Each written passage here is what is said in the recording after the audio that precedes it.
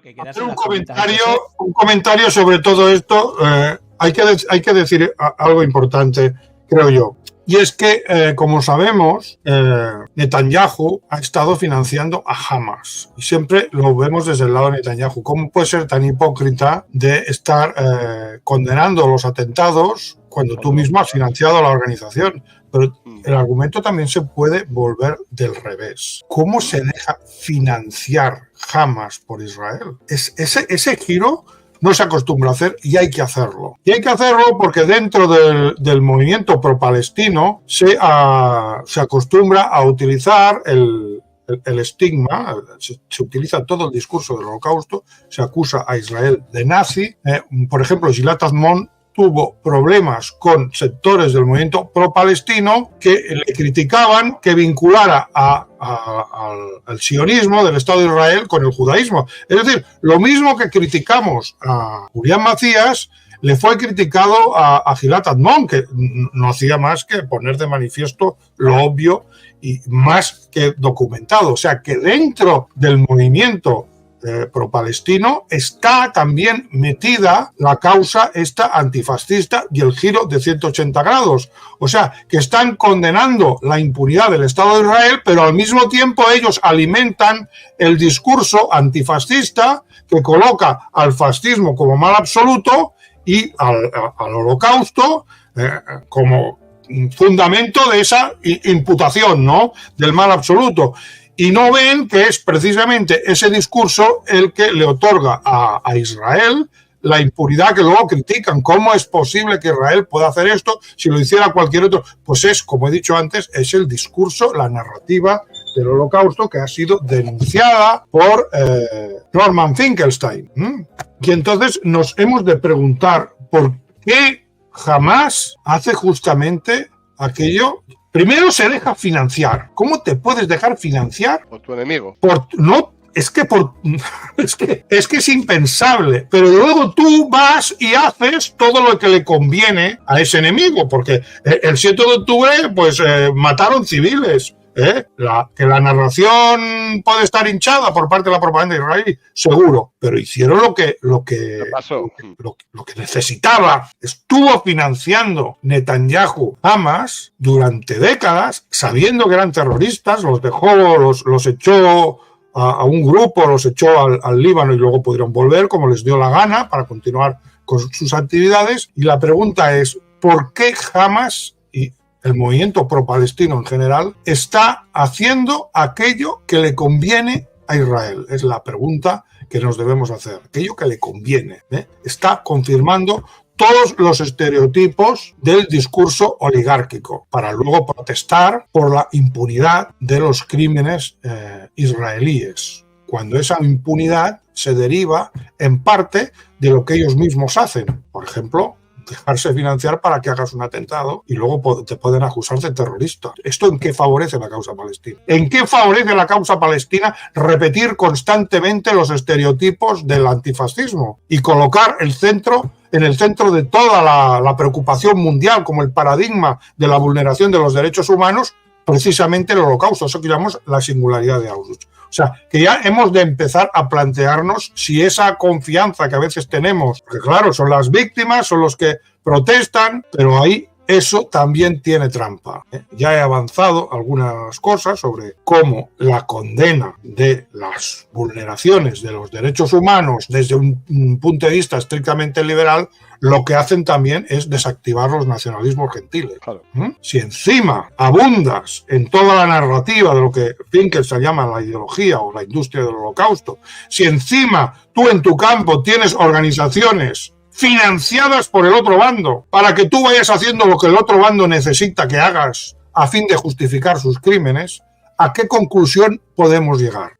No he visto a Julián Macías en ningún momento hablar de la financiación. Quizá me equivoco, quizá él me puede decir, pues sí, hay un vídeo donde lo digo. Y sí que lo dijeron en la base, lo dijeron, pero también apuntaron, lo dijeron, Sí, lo vimos aquí. Apuntaron a que eso no significaba caer en dinámicas conspiracionistas. ¿Pero en qué dinámicas vas a caer si resulta que están financiando. A ver, ¿cómo puedes interpretar eso sin caer en lo que ellos llaman dinámicas conspiracionistas? Es que no han habido conspiraciones en la historia, y la de los Perushim, perfectamente acreditada, es también una dinámica conspiracionista, cuando las propias fuentes son revistas e investigadores judíos. Entonces, no hay forma de evitar eso que ellos llaman dinámica conspiracionista. Y cuando ves lo que hace, con esto no estoy diciendo que Julián Macías esté en una conspiración y esté llamando, sí, porque algunos lo interpretan así, pero sí que hay unas pautas y unas líneas de intoxicación de información que uno se pregunta de dónde vienen y por qué siempre favorecen a los mismos. Y estamos como en un callejón sin salida. Incluso cuando condenamos a Israel, se condena de tal manera que se refuerza el discurso oligárquico. Eso hay que preguntarse por qué. Acabando con las soberanías, ¿no? Se ataca a Israel desde reforzando, nacionalidad. Sí. Claro, reforzando la narrativa de los... Claro, entonces uno empieza a sospechar de que detrás de estos críticos, antisionistas, pero también antifascistas, que no le consienten a alguien, a una eminencia como Gilad Admon, lo intentan expulsar del movimiento pro-palestino solo porque ha dicho que hay una conexión entre judaísmo y sionismo. Pero ¿quiénes son ellos para decir quién debe o no debe estar en la defensa de Palestina y qué argumentos se deben utilizar? En todo caso, si no están de acuerdo, que lo critiquen. Mire, nosotros pensamos que hagan el ridículo total, como lo hizo Julián Macías, que no hay ninguna relación entre judaísmo y sionismo. Y argumentenlo, si lo pueden argumentar, que es imposible argumentar, pero bueno. Pero llamar al boicot contra Gilad Admon, ¿no es este el método que utilizan las organizaciones sionistas? O sea, una organización antisionista utilizando los mismos métodos que las organizaciones sionistas y expulsando a los que no están en el discurso políticamente correcto y en eso que el propio Julián Macías llama el lado correcto de la historia, que es la forma que tienen de excluir a los críticos y a los que no aceptan la narrativa oficial. Bueno, sigamos. Yo cambiaría ya de vídeo. Vale. Dame un segundo, vamos a quitar este y vamos a poner otro, como puede ser, por ejemplo, tenemos varios, o sea que iremos analizando. El de Sil Pablo Echenique, por ejemplo, te ha tocado. Fuera la mitad, el asesinato del 1% de una población, la destrucción del 70% de los edificios, el desplazamiento del 80% de la población, la destrucción de la práctica totalidad de los hospitales y las universidades. Claro, porque todo lo que está dando Echenique son datos y encima la otra se hace la dolida, la víctima. Es acojonante. Pero ¿cómo que es acojonante? Lo que es acojonante es la barbarie que está haciendo Israel contra Gaza. Es decir, que estos datos no se permitiría a nadie. Es decir, lo que se le permite a Israel no se le permite a nadie. Y la otra encima dice manda narices. Si tú lo que estás dando son datos... Aquí no se le permite a nadie, pero pregúntate el por qué. Pregúntate el por qué. Porque tú mismo contribuyes a ello. ¿Por qué se le permite? Por el discurso del holocausto. Eso es la patente de corso para todo.